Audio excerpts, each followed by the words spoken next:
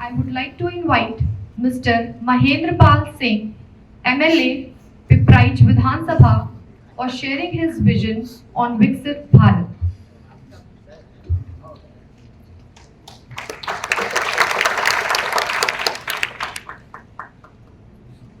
महायोगी गोरखनाथ विश्वविद्यालय द्वारा आयोजित विकसित भारत युवा संसद 2025 के आज के इस कार्यक्रम की अध्यक्षता कर रहे महायोगी गोरखनाथ विश्वविद्यालय के कुलपति डॉक्टर सुरेंद्र सिंह जी, आज के इस कार्यक्रम में गोरखपुर विश्वविद्यालय के पूर्व कुलपति, सिद्धार्थ विश्वविद्यालय सिद्धार्थनगर के पूर्व कुलपति प्रोफेसर रजनीकांत पांडे जी, प्रमुख परिचालन प्रबंधक पूर्वोत्तर रेलवे श्री रणविजय सिंह जी, अध्यक्ष अखिल भारतीय विद्यार्थी परिषद गोरखपुरान डॉक्टर राकेश सिंह जी, जिला युवा अधिकारी नेहरू युवा केंद्र श्रीमती सीमा पांडे जी, और हम सबके अभिभावक, प्रतिष्ठित साहित्यकार और पूर्व में प्राचार्य रहे डॉक्टर वेद प्रकाश पांडे जी, और आज के इस कार्यक्रम में महायोगी गोरखनाथ विश्वविद्यालय के कुल सचिव डॉक्टर प्रदीप राव जी सहित सामने हमारे इस युवा संसद के सभी लगभग 150 जो प्रतिभागी गण हैं, उन सभी का आज के इस कार्यक्रम में मैं दिल से उनका स्वागत करता हूं, उनका अभिनंदन करता हूं।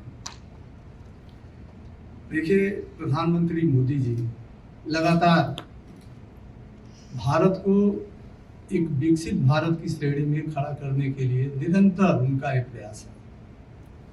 और जब मोदी जी कोई बात को कहते हैं, जैसे आपने देखा कि 2014 में जब इस भारत से उन्होंने गंदगी को साफ करने के लिए जब संकल्प लिया था महात्मा गांधी के उस 2 अक्टूबर जन्म दिवस के अवसर पर, तो आपने देखा कि कितने अच्छे तरीके से पूरे भारत में गांव-गांव में शौचालय बना करके और पूरे भारत में इस अभियान को सफल बनाया। जबकि विपक्ष के लोग उस समय जब उन्होंने इस बात को कहा था कि हम भारत से गंदगी को साफ करेंगे, तो विपक्ष के लोगों ने बड़ा परिहास उसमें उड़ाया था, ये कैसे संभव है। लेकिन ये सही है, जब आप किसी काम को करने के लिए जब एक संकल्प लेते हैं और जब संकल्प से सिद्धि की तरफ जब आप बढ़ते हैं पूरे मनोयोग से, पूरी ईमानदारी, पूरी निष्ठा के साथ, तो वो कोई भी कार्यक्रम हो वो सफल होता है।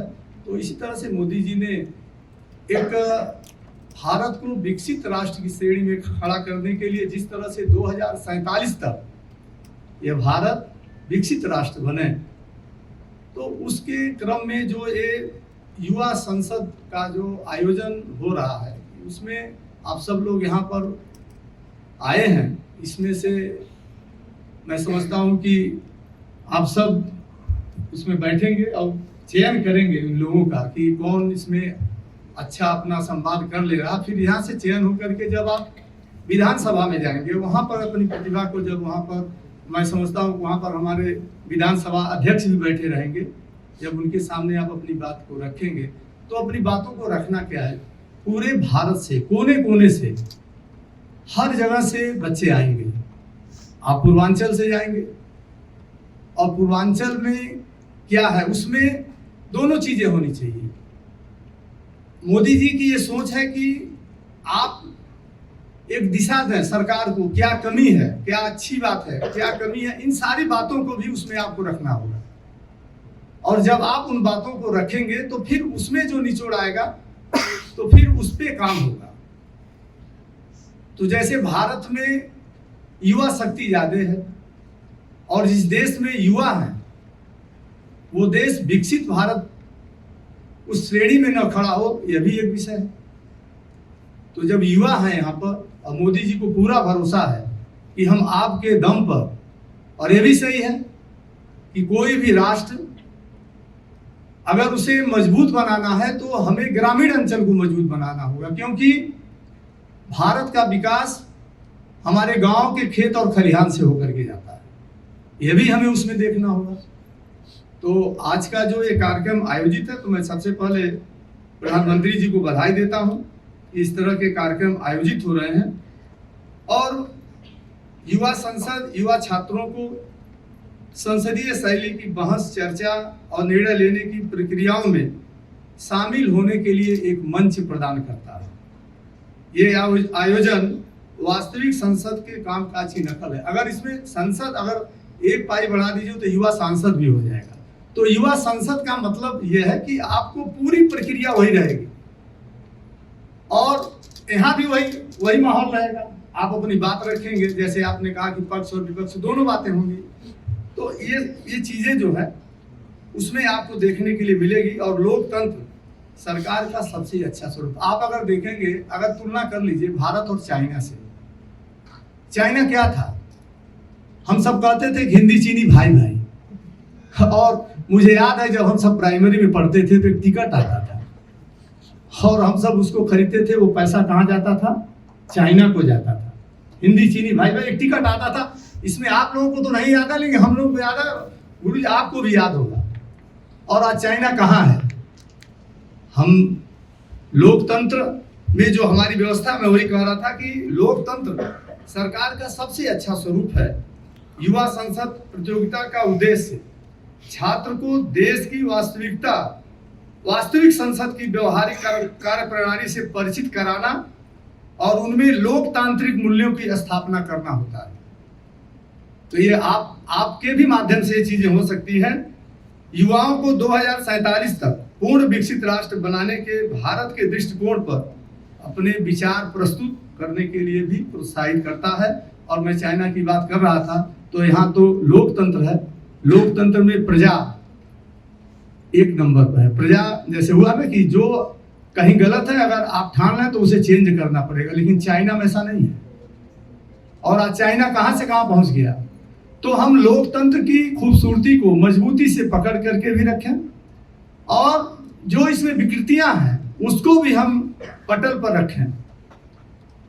और जब उसको अच्छे तरीके से हम रखेंगे तो निश्चित है, जैसा कि मोदी जी ने कहा कि 1 नेशन 1 इलेक्शन, एक राष्ट्र एक चुनाव, ये सही है कि आज आप देखेंगे कि चुनाव प्रतिवर्ष हमेशा चुनाव हो रहे हैं और इसमें जितने धन का अपव्यय हो रहा है, समय का, हमारी सारी फोर्सेस उसमें लगती हैं, तो कई चीजें उसमें बर्बाद होता है। और जब एक साथ चुनाव होगा तो पैसे भी बचेंगे, विकास भी होंगे।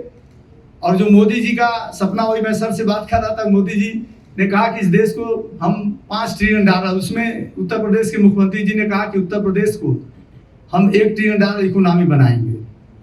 लेकिन और भी हमें इसे मजबूत करना होगा। मजबूत कब होगा? जब हमारे पास आर्थिक संपन्नता रहेगी। और आर्थिक संपन्नता कैसे होगी? जब हम अपने धन को इस तरह से, जो हमारे बस में है कि हम 1 नेशन 1 इलेक्शन करा करके अपने पैसे को बचा सकते हैं, समय को बचा सकते हैं और हम इस देश को आर्थिक प्रगति के रास्ते पर ला सकते हैं।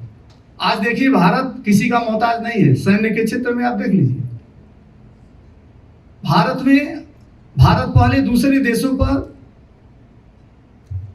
उस पे आश्रित रहता था। आज क्या स्थिति है? आज भारत स्वयं एक से एक हथियार बना रहा है और अपने तो यूज कर रहा है, लेकिन अन्य देशों को भी वो दे रहा है। तो उससे हमारी आर्थिक स्थिति मजबूत हो रही है, हमारे पास डॉलर आ रहे हैं।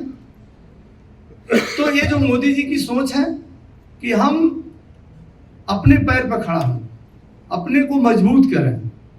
और यह मजबूत कब होगा? जब एक एक युवा जब इस देश के बारे में सोचेगा और इस देश को आगे ले जाने के लिए जब कार्य करेगा, तो निश्चित है कि वो सपना साकार होगा। और मैं अभी पढ़ रहा था कि आपने देखा होगा कि जो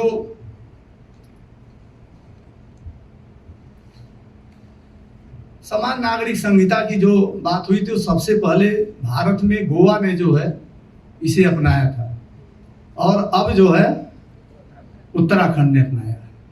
क्या कारण है कि अन्य प्रदेश इसको नहीं अपना रहे हैं? और गोवा ने सबसे पहले इसको अपनाया। एक देश में जो है, जब ये आप इस को अंगीकार करेगा जो प्रदेश, तो सबके साथ समान व्यवहार होना चाहिए, चाहे वो किसी जात धर्म का हो। तो ये जो सारी चीजें हैं जो मोदी जी की सोच है, उसे भी आप आगे लेकर के जाएं उस मंच पर, और तब जाकर के जो मोदी जी की सोच है उसके अनुरूप उनका सपना भी साकार होगा। यह भारत विकसित भारत की श्रेणी में खड़ा होगा, जो 2047 का जो संकल्प है, और वन नेशन वन इलेक्शन तो बहुत जरूरी है, ये होने भी चाहिए। और इसी पर मैं समझता हूं कि 2025 का पूरा जो परिचर्चा है, चर्चा है, इसी पर होना है। तो इसको आप जितनी मजबूती और जितनी ताकत के साथ आप सब इसको रखेंगे, उसके साथ साथ आप पूर्वांचल से आते हैं तो पूर्वांचल में और क्या क्या संभावनाएं हैं उसको भी आप उस मंच पर रखेंगे, तो मैं समझता हूँ वह सही है कि जैसा कि सर ने कहा कि जो लगभग 60 बच्चे, आप 60 बच्चों की बात कर रहे थे ना, कि आज वो किसी के पहचान के मोहताज नहीं है। तो जो भी बच्चा इसमें अच्छे तरीके से अपनी बात को रखेगा, चुन के जाएगा, तो निश्चित है उसमें कुछ न कुछ तो टैलेंट होंगे। और जो इसमें कहीं असफल होते हैं जो लोग, उनका भी भविष्य उज्जवल है। वो हम कहते हैं सफलता असफलता ये तो जीवन में आते जाते रहते हैं, लेकिन हमेशा अपने काम के प्रति अगर अच्छे तरीके से आप पूरे मनोयोग के साथ उस लक्ष्य के प्रति अगर उसको प्राप्त करने के लिए निरंतर अगर आप ठान लेंगे तो सफलता आपके कदम चूमेगी। इस विश्वास के साथ आप सभी के प्रति, आपके उज्जवल भविष्य के प्रति मेरी शुभकामना।